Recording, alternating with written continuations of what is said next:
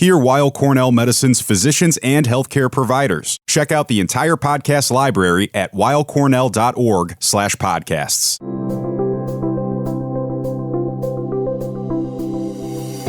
Welcome to Weill Cornell Medicine CancerCast, conversations about new developments in medicine, cancer care, and research. I'm your host, Dr. John Leonard, and for today's episode, we will be reviewing the 2019 Leonard List for the American Society of Hematology annual meeting. The American Society of Hematology, or ASH, is the world's largest professional society that serves clinicians and scientists who work to cure, manage, and understand blood diseases, including blood cancers. For just over 60 years, ASH has hosted an annual gathering of hematologists from across the world to discuss and debate the latest research and discoveries in the field. This is really a meeting where the leading areas of hematologic blood cancers and other blood disorders are discussed in detail, and it's full of new information, new studies that are presented either in poster form or in oral presentations or published. And there are thousands of what are termed abstracts that are presented at the meeting one way or another. So a few years ago, I started what I termed the Leonard List on Twitter as a way to highlight research that I find particularly interesting or impactful in relation to lymphoma or sometimes other blood cancers. So my strategy with this has been to post one abstract per day on Twitter in the 10 days leading up to the ASH annual meeting. And this list has often sparked further dialogue online amongst colleagues, amongst patients, and others in the field. And my goal here is not necessarily to present the top abstracts or the abstracts that are at the plenary session, but really to highlight things that I think perhaps have a little bit special bent or may otherwise go unnoticed, as well as abstracts that I think will potentially change the field as we approach research and as we approach clinical care for lymphoma patients. Last year, in addition to the Twitter countdown, we added on the CancerCast podcast an oral review of my top 10 abstracts, and we added in 5 bonus abstracts. And so you found this, which is great, and hopefully you'll find this information new and interesting and perhaps complimentary if you follow it in Twitter. And of course, the 5 bonus abstracts are only for those of you listening as opposed to just seeing it on Twitter. So hopefully you'll see some added value there.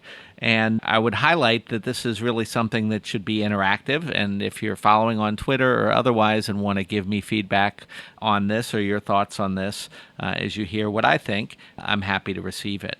Also, to reference the abstracts covered today, you can head to my Twitter page, which is at John P. Leonard, MD. Over the course of the 10 days before ASH, which is coming up now in late November, depending on when you're hearing this. And all of the tweets for each day have a link to the abstract itself, so you can take a look directly at the data. So why don't we go ahead and get started? So with our first kind of top 10 countdown, we'll start off with abstract 352. This is entitled Subcutaneous Rituximab Mini-CHOP versus Subcutaneous Rituximab Mini-CHOP plus lenalidomide, or R-squared Mini-CHOP in diffuse large cell lymphoma for patients of 80 years or more, called the Senior Study, a multicentric randomized phase 3 trial of the LISA, which is the French Cooperative Lymphoma Group. So this is a fairly straightforward randomized phase 3 trial that focused on patients over the age of 80 with newly diagnosed diffuse large B-cell lymphoma. And it asked the question, does lenalidomide improve the outcome of mini-CHOP treated patients? CHOP is one of the standard chemotherapy regimens for diffuse large B-cell lymphoma. R-CHOP is the addition of rituximab to it. And for older patients, particularly in the range of 80 or more, a reduced dose or mini dose of CHOP is given and has been associated with good long-term outcomes and has more or less become the standard treatment based on a phase 2 trial. So lenalidomide, which is an immunomodulatory drug, has been studied in combination with various treatments in lymphoma. And there have been studies combining it with CHOP that have had debatable results, or different results, I should say. The net is that it does not definitively improve the outcome of patients treated with the standard R-CHOP chemotherapy. And in fact, this study also showed really no difference between the two arms. Patients treated with our mini-CHOP in the over age 80 group versus patients treated with lenalidomide plus our mini-CHOP had similar efficacy outcomes. So that's kind of the bottom line of the study. And I think this is important, and why I chose this study was partly for that. It's more information on how much lenalidomide does or does not add to an R chemotherapy-containing regimen. But it also is really the first prospective phase 3 trial in this patient population, that is 80 years or older, in patients with newly diagnosed diffuse large B-cell lymphoma. This had about 150 patients in it, and I think this is a very impressive accomplishment by these investigators, and also highlights the need for these patients to enroll in clinical trials. And I'll highlight that the U.S. Intergroup, led by the Southwest Oncology Group, will be conducting a similar trial using azacitidine in the near future rather than lenalidomide. And so I think this is, again, an important patient population that we should try to include in patient trials, that is the elderly over the age of 80 with diffuse large B-cell lymphoma. And I think it's also an opportunity to test new drugs with a chemoimmunotherapy regimen going forward. The next study is Abstract 124, entitled Early Stage Follicular Lymphoma, First Results of the FIL-MIRO Study, a multicenter phase 2 trial combining local radiotherapy and MRD-driven immunotherapy. And I think this is an innovative prospective trial that tackles the scenario of newly diagnosed patients with limited stage 1 or 2 follicular lymphoma. There have been data generated over many years suggesting that somewhere in the range of 40% of patients treated with radiation, depending on a number of different factors, with limited stage follicular lymphoma can have good long-term outcomes with remissions lasting 10 to 15 years or longer.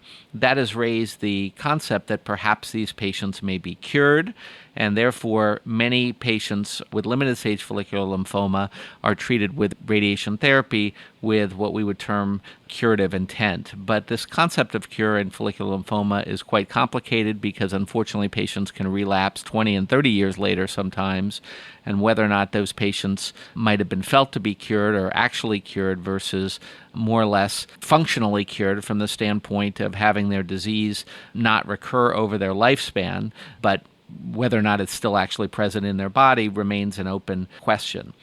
So this trial took 110 patients with stage 1 or 2 follicular lymphoma, treated them all with involved field radiation therapy, and used minimal residual disease assessments by what's called PCR, a highly sensitive molecular analysis, to determine if there was any evidence of minimal residual disease in the patient, either after radiation or before radiation, in order to try to use that MRD status as a potential marker for patients who may be more or less likely to be cured and are more or less likely to have a relapse. And it's a complicated study design because these patients, in some cases, depending on their MRD status, were treated with additional systemic therapy with an anti-CD20 antibody ofatumumab. The bottom line of this trial is that it appears, based on the MRD data, that despite having limited stage disease, a substantial number of patients still had evidence of minimal residual disease elsewhere. RT alone often was insufficient to eliminate that disease.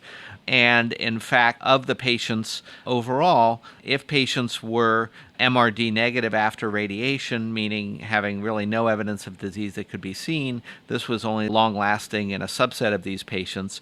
And overall, about 20% of patients had both long-lasting clinical and MRD negative remissions. So this is an important trial because it raises the idea, and we'll come back to this in a few minutes, that minimal residual disease may be an important marker to correlate with long-term outcome and who is more or less likely to relapse, and may ultimately be a tool that we could use to define who with follicular lymphoma, at least in limited stage, may be potentially curable or have a long-term remission. The techniques of MRD assessment are evolving, and we'll come back to that a little bit later, but I think this is an innovative study to try to use this technology to risk adapt how patients do.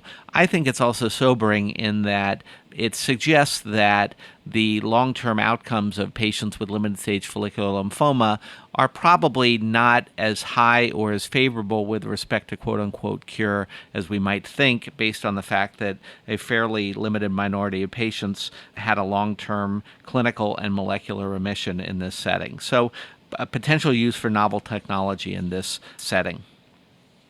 Our next abstract is abstract 349.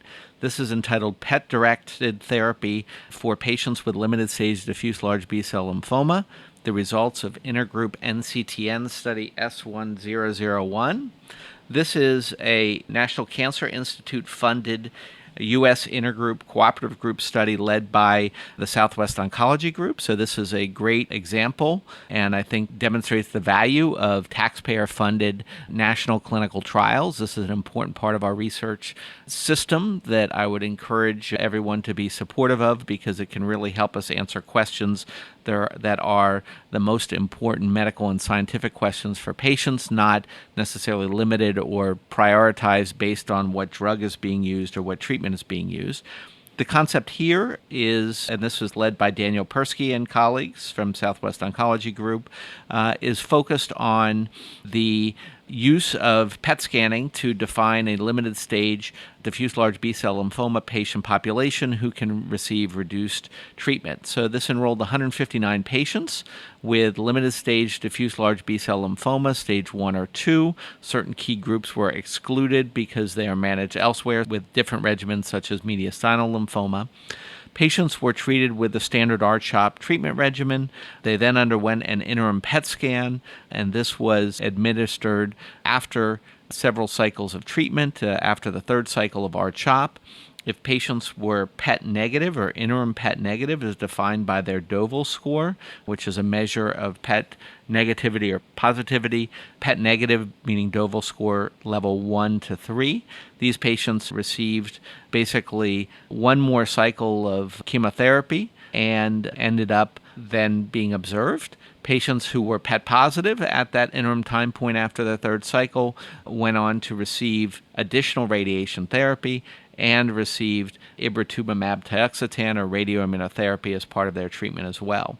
So the take-home message of this is that really only 14 out of the 132 eligible patients were interim PET positive, so the vast majority of these patients were PET negative. That's, I think, a good thing. And the overall patient population did well. The 5-year progression-free survival estimate is 87%, and the overall survival is 90%, with similar outcomes in the interim PET positive and negative groups, although since there were so few PET positive patients, it may be hard to generalize with their outcomes. And did they benefit from their more intensive treatment? Nonetheless, their outcomes were good as well. So I think this study demonstrates that about 90% of patients can have great outcomes with limited stage large cell lymphoma with R-CHOP for 4 cycles as part of a PET-directed therapeutic approach. And I think this, along with the FLYER study that was previously presented at an earlier meeting, helps to establish R-CHOP for 4 cycles as being an appropriate regimen for many patients with diffuse large B-cell lymphoma in the limited stage setting. There are some nuances to this, but in general, many patients may now receive less chemotherapy and do not need radiation therapy with this sort of strategy. Our next abstract is abstract 399. This is entitled Incidence of Relapsed and Refractory Diffuse Large B-Cell Lymphoma, including CNS relapse in a population-based cohort of 4,205 patients in Sweden. Harrison is the first author, Sarah Harrison. And this is an interesting population study from the Swedish Lymphoma Registry, patients with primary diagnosis of diffuse large B-cell lymphoma from 2007 to 2014. In Sweden, there were 4,200 patients, roughly, with a median age of 71 years. And this abstract outlined the outcomes of this group of patients. I think the value of a registry is that it is obviously a reflective of the entire population of patients, or a large population of patients that are generally included in this study. The take-home message of this trial is that the 5-year cumulative incidence of relapsed and refractory disease in patients treated with curative intent is 23%. So the reality is that almost 80% of patients treated with curative intent have a good outcome and don't relapse from their disease. This is a better outcome than in previously published reports. So I think this puts other studies and other studies that are evaluating this population into some context. It also highlights that about 15% of patients could not even start curative intent treatment, and another 5% of patients could not tolerate even more than 1 or 2 cycles of treatment. So that a high fraction of patients, relatively speaking, 15% to 20%, are not even really going to be treated effectively. So I think this tells us that if we're going to improve outcomes for large cell lymphoma patients, being able to get that 20% of patients to be able to receive potentially curative therapy would be one place where we could intervene. It also suggests that if we're, and we've seen this in other studies, that if we're looking at prospectively accrued studies, there is a selection bias. Those patients who can't even start potentially curative therapy are not going to go on prospective studies, and therefore we have to be very careful as we compare across studies, because different patient populations may be reflected to varying degrees based on are these retrospective or prospective evaluations. Additionally, the study reported on CNS relapse. Central nervous system relapse is an important feature that we think about in certain subsets of patients with diffuse large B-cell lymphoma, and the incidence of this within 2 years was less than 10% in this patient population, even in high-risk patients. So I think this is also an important factor, that CNS relapse remains a relatively infrequent occurrence, and even in high-risk groups, most patients do not experience this unfortunate event, which is obviously a good thing. The next study that I will present and review is Abstract 751. This is entitled Minimal Residual Disease Assessment in the ECOG 1411 randomized phase 2 trial of frontline bendamustine rituximab-based induction followed by rituximab plus or minus lenalidomide consolidation in mantle cell lymphoma. This is led by Mitchell Smith on behalf of, again, an NCI-supported intergroup trial led by the Eastern Cooperative Oncology Group, or ECOG.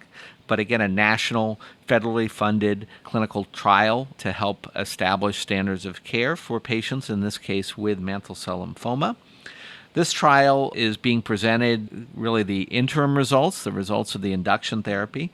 It enrolled 370 patients between 2012 and 2016 that received either bendamustine and rituximab as their induction treatment, or bendamustine bortezomib rituximab as their induction treatment, and then patients either received rituximab alone as a maintenance if they responded, or rituximab lenalidomide as a maintenance. And so there are 4 different treatment groups.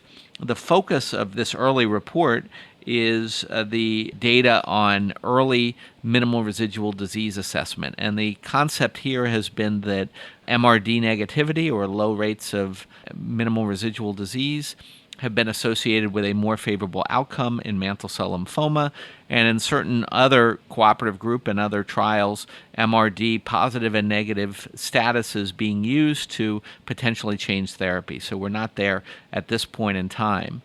The important aspect of this early report is that, number one, we know now, and we've known from other studies, that being MRD negative, meaning having absence of minimal residual disease, is a more favorable outcome. Those patients do better than those that happen to have residual disease or minimal residual disease at their induction treatment. The other point, however, is that roughly 90% of patients in this study achieved an MRD negative status. And so I think that could mean a couple of different things that need to be studied and considered further. One is that bendamustine-based therapy is pretty darn good as an initial treatment for mantle cell lymphoma, because bendamustine rituximab-based therapy gets 90% of patients in an MRD negative state, which is generally a good thing, or correlates with a good outcome. The other aspect of this is that using MRD negativity rates as a marker of treatment effectiveness, and as we compare one versus another induction treatment, may be limited, because if 90% of patients with the more or less standard BR combination do well and have high rates of MRD negativity, it's hard to improve upon 90%, and we may need other markers to guide us in the future as we develop newer and better therapies. Now I'd like to move to the next abstract, abstract 465. This is entitled "The Combination of Oral Nanatinostat or NSTAT, a novel histone deacetylase inhibitor, and the oral antiviral valganciclovir is active in relapsed and refractory Epstein-Barr virus positive B-cell, T-cell, and Hodgkin lymphoma. Interim results from a phase 1b and 2a study." So this is led by Dr. Pierluigi Porcu from Thomas Jefferson University on behalf of a group of investigators. The concept here is that there are a subset of lymphomas, including Hodgkin lymphoma and some B and T-cell lymphomas, that are associated with Epstein-Barr virus, and Epstein-Barr virus infection being involved in and incorporated into the tumor cells.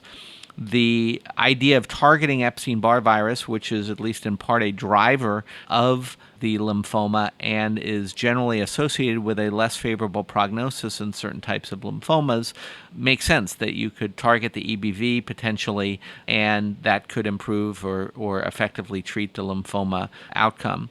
So the issue here is that as Epstein-Barr virus incorporates into the DNA of the tumor cells, it's not really in a form that can be easily targeted with a drug. There are differences between what's called the lytic and the latent phases, and that may affect whether certain drugs can target the Epstein-Barr virus. And so the concept here is using this histone deacetylase inhibitor, nanatinostat, in order to essentially activate various pathways in the EBV, downstream of EBV, and the idea being that by doing this, we may sensitize the tumor cells to an antiviral-based therapy. And so this concept, which has really interesting and important biologic bases, is essentially trying to make an EBV-positive lymphoma more susceptible to antiviral treatment, which it isn't otherwise susceptible to because of the nature of how EBV and EBV status is in the tumor cells normally. And so it's basically combining this HDAC inhibitor with the antiviral agent valganciclovir. So this was a phase 1b study and had a limited number of patients, so one needs to be cautious. But there were 17 patients evaluable for response, 25 treated. So again, keep in mind the intent to treat. Not all patients are evaluable, and that needs to be considered in looking at these numbers. That said, the overall response rate was 53%, 9 out of 17 patients, with 5 out of 17 having a complete response. So I think this is a very interesting approach and was reasonably well tolerated. Obviously, it's a phase 1 trial, so the details of that need further study. But it suggests that this kind of combination strategy might be potentially useful in Epstein-Barr virus-associated lymphomas. And these lymphomas have limited other ways of targeting EBV or the EBV in the tumor cells. There have been other approaches such as EBV-specific T cells that are being explored and also have early activity. But I think this is an interesting and oral combination that I will be keeping an eye on for the future for this patient population. The next two abstracts, which I'll call A and B because they're linked on a similar topic, are 492, assessment of cell-free DNA in 221 patients with lymphoproliferative malignancies at diagnosis and during follow-up, and 491, short diagnosis to treatment interval is associated with higher levels of circulating tumor DNA in aggressive B-cell non-Hodgkin lymphoma. So the first of these by Dr. Andrade Campos from Barcelona, Spain, expands on work of a variety of groups to look at cell-free DNA in the blood of patients with various lymphomas.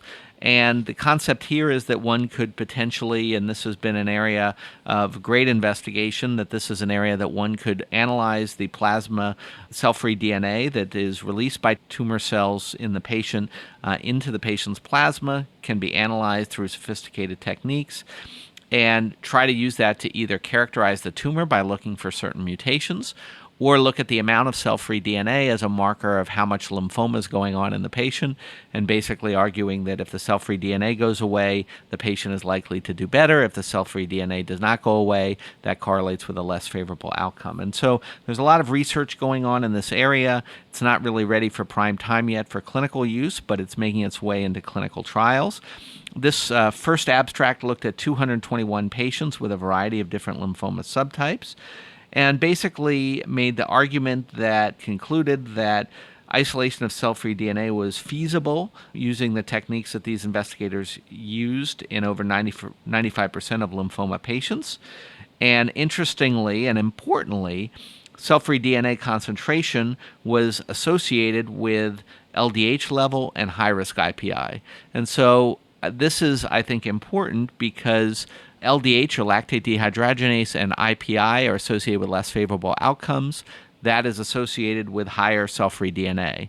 So the important aspect of this is whether or not cell-free DNA will give information that is complementary to the standard clinical parameters of LDH and IPI, or whether it is simply redundant. And where you see cell-free DNA, that's in people you already know have a less favorable lymphoma, and the value of cell-free DNA is not going to be much in the way of incremental. So I've given you two possible interpretations or outcomes of these findings, and I think that will be important to take into account as the cell-free DNA field moves forward in lymphoma.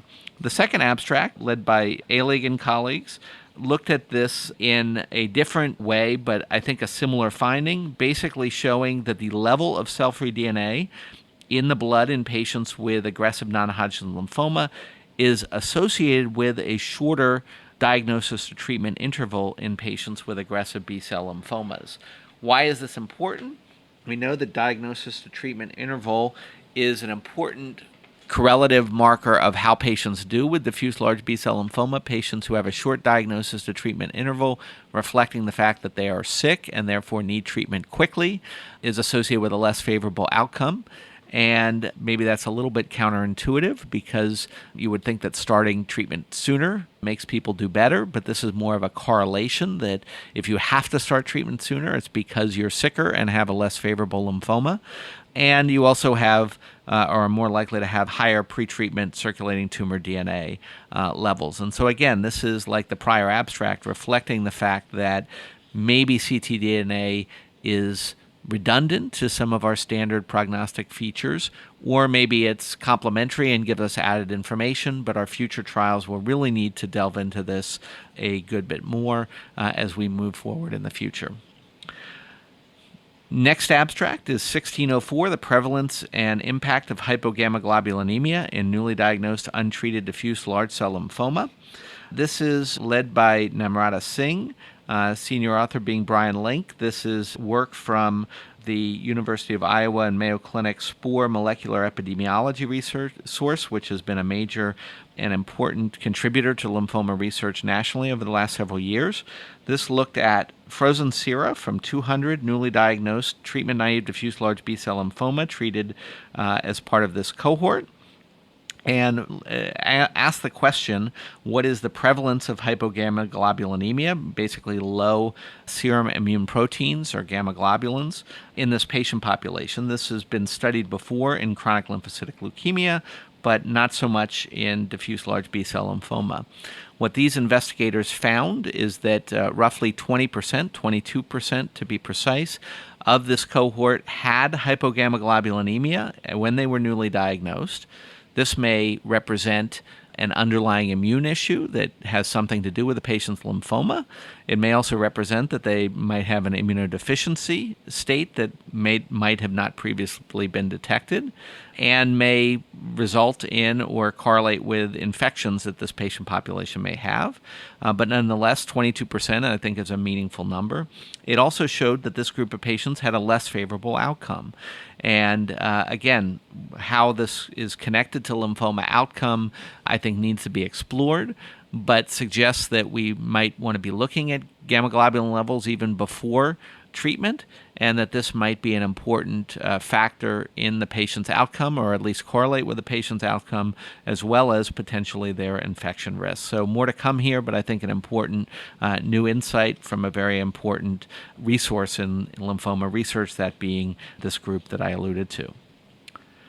Next, we'll turn to Abstract 122, evaluation of the M7 FLIPI in patients with follicular lymphoma within the Gallium trial. EZH2 mutation status may be a predictive marker for differential efficacy of chemotherapy.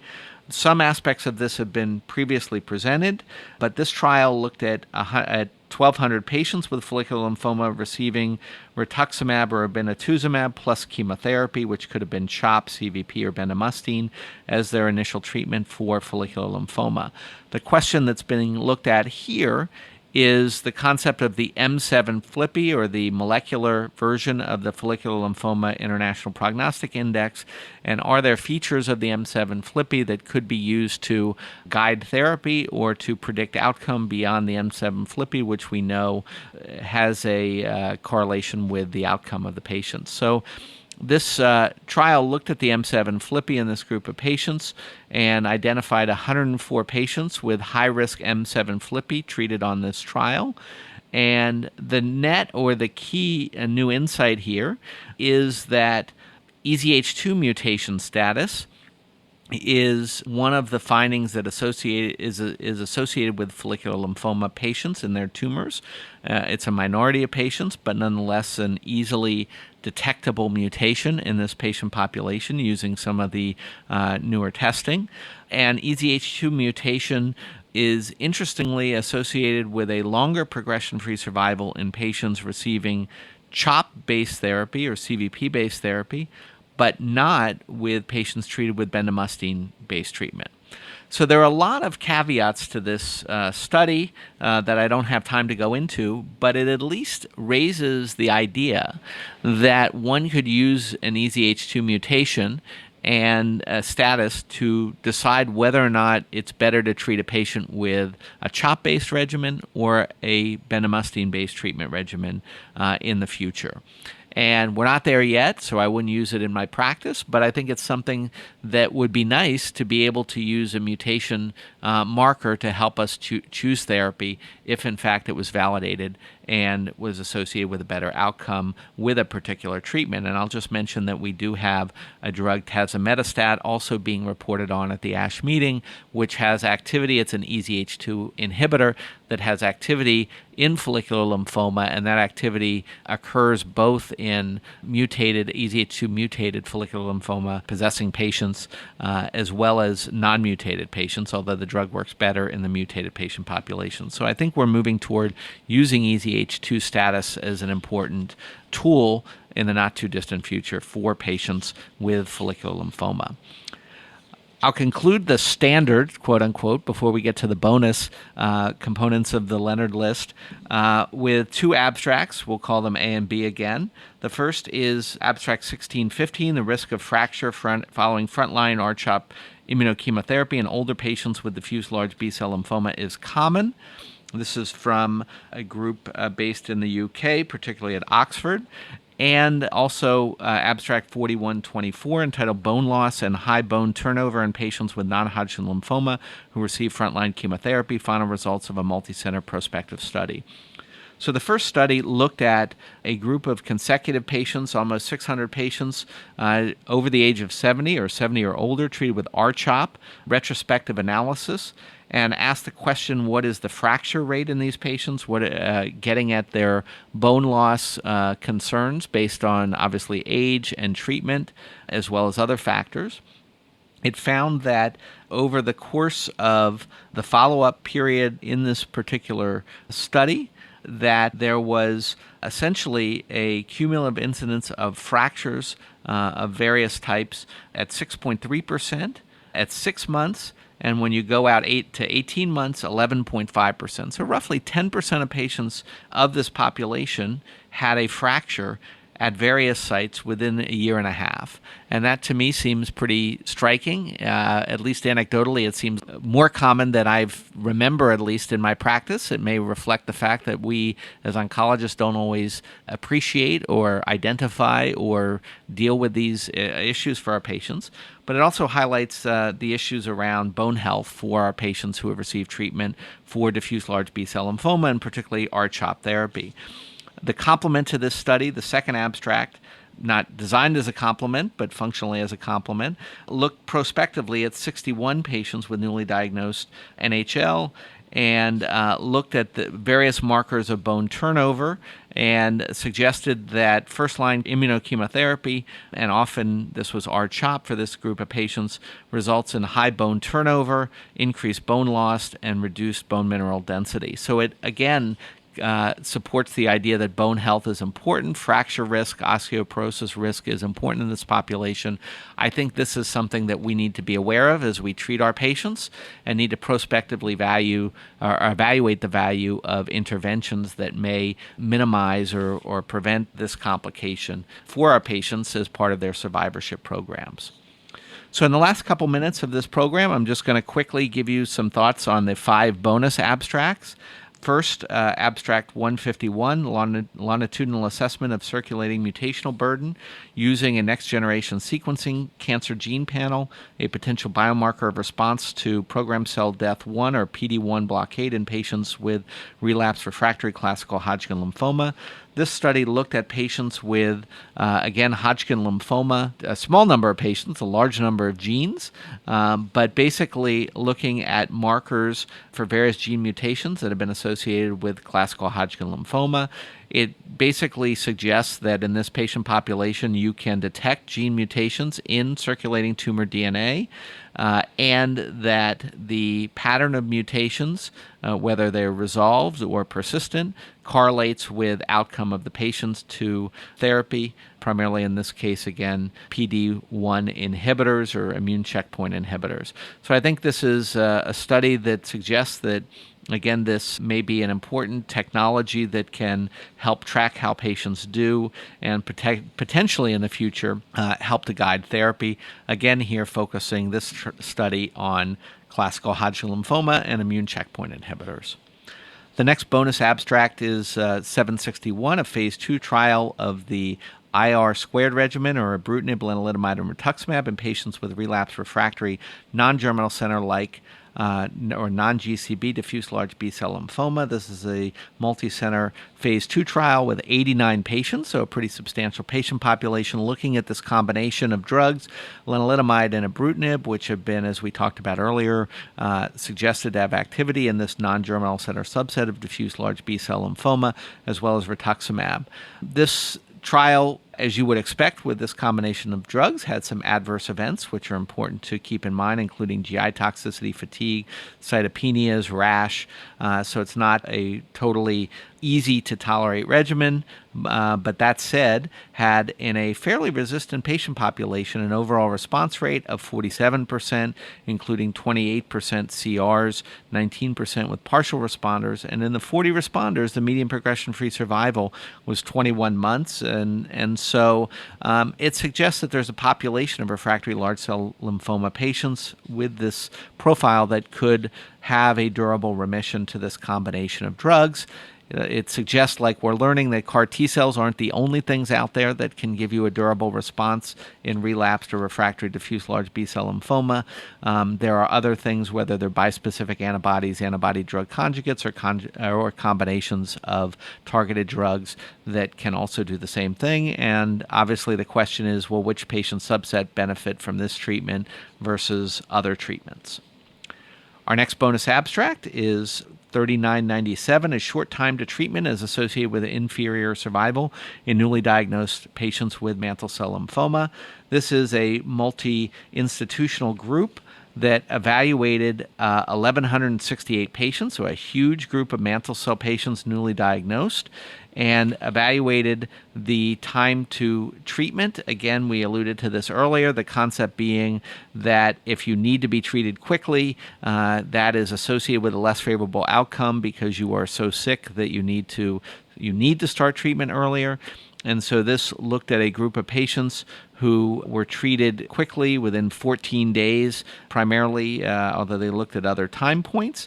And essentially, as we saw in large cell lymphoma and other settings, that a short time to treatment interval for newly diagnosed mantle cell patients is associated with aggressive disease features and an inferior overall survival. So this again highlights the importance of time to treatment for newly diagnosed patients as a prognostic feature that we should keep in mind as we look at trials and also design trials. Next, abstract 3995, also focusing on mantle cell lymphoma, looks at high TP53 mutation load, predicts primary refractory mantle cell lymphoma. This is an important study. The concept of TP53 mutations being associated with an unfavorable outcome in intensively treated patients with mantle cell lymphoma. This was established by a group studying the Nordic regimen, an intensive approach suggesting that if you had a deletion of P53, that this was less good as far as your outcome, and if you had a mutation of P53 when you were diagnosed, you had an even less favorable outcome with an intensive treatment approach.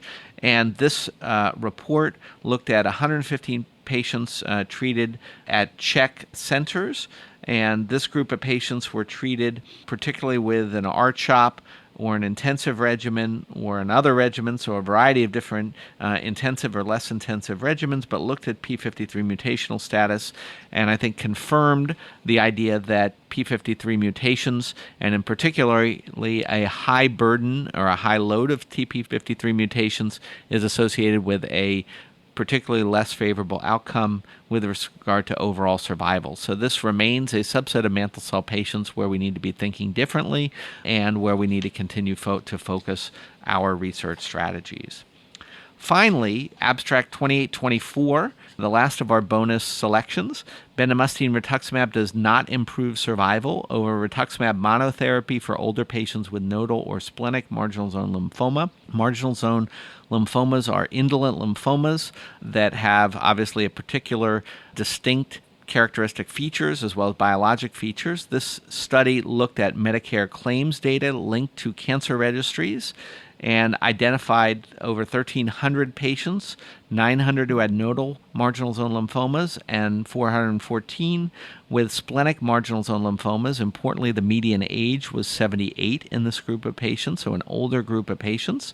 And the question here was that we know that bendamustine rituximab is a reasonable treatment for this group of patients.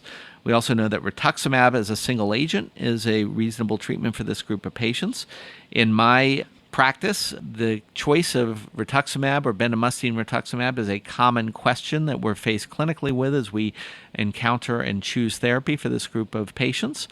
And what this obviously retrospective registry-based data suggests, and again, a large number of patients, is that the event-free survival and overall survival was similar whether or not patients were treated with single-agent rituximab or bendamustine rituximab as their first-line treatment. So this is not a randomized trial. Obviously, there are selection features that went into the choice of treatment here, but nonetheless, I think suggests that there's probably not a downside if you choose rituximab as a single agent to go ahead and do that, because it's not clear that bendamustine-based rituximab-based therapy is superior to rituximab in this patient population. And so I think this is an important and reassuring practical issue, practical report for those of us who treat splenic marginal zone patients. Again, this was focused primarily on the older patient population. So with that, we've completed our rundown of the 2019 Leonard List for the American Society of Hematology meeting. I hope you found this of interest, and I look forward to feedback from this list and this discussion. I hope you'll follow us on Twitter and take a look at these abstracts in more detail, and feel free to comment on them. I hope that you've also found this summary as well as our bonus selections to be particularly helpful and useful to get this information a little bit different way. And again, I look forward to feedback and further discussions with many of you about these and other data at the ASH meeting. I also want to invite you to download, subscribe, rate, and review CancerCast on Apple Podcasts, Google Play Music, or online at weillcornell.org. We also encourage you to write to us at cancercast at med.cornell.edu with questions, comments, and topics you'd like us to cover more in depth in the future. That's it for CancerCast, conversations about new developments in medicine, cancer care, and research. I'm Dr. John Leonard. Thanks for tuning in. Are you or a loved one suffering from the painful side effects of cancer and cancer treatment? Swollen joints, back pain, and surgical complications are, unfortunately, common. Be sure to listen to our podcast about rehabilitation medicine, Back to Health. You'll learn how rehabilitation medicine can help promote wellness during and after cancer treatment. All information contained in this podcast is intended for informational and educational purposes. The information is not intended nor suited to be a replacement or substitute for professional medical treatment or for professional medical advice relative to a specific medical question or condition. We urge you to always seek the advice of your physician or medical professional with respect to your medical condition or questions. Weill Cornell Medicine makes no warranty, guarantee, or representation as to the accuracy or sufficiency of the information featured in this podcast, and any reliance on such information is done at your own risk. Participants may have consulting, equity, board membership, or other relationships with pharmaceutical, biotech, or device companies unrelated to their role in this podcast. No payments have been made by any company to endorse any treatments, devices, or procedures, and Weill Cornell Medicine does not endorse, approve, or recommend any product, service, or entity mentioned in this podcast. Opinions expressed in this podcast are those of the speaker and do not represent the perspectives of Weill Cornell Medicine as an institution.